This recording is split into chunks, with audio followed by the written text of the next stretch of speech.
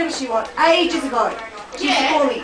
Yeah. No. And if I want to call her up for one time, if I want to call her up, I think I can. Alright, this shit would piss you off if you own a plasma TV. But, as I'm about to show you, this is how you fix it. You're the one who keeps saying, tell us everybody that you steal.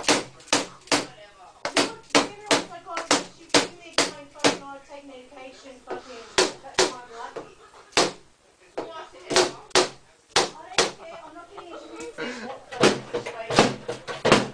I've been asked what's going on, and I had a brief fucking conversation with Sophie, and she asked me to upset one day, and that's it. If the whole class knows, we'll fucking, we'll be doing it.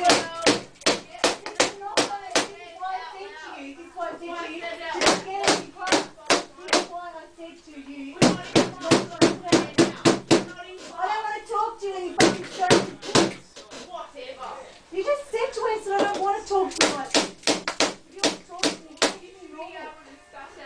If you can't, you're fine. I thought I just started when you talking to me like fucking shit.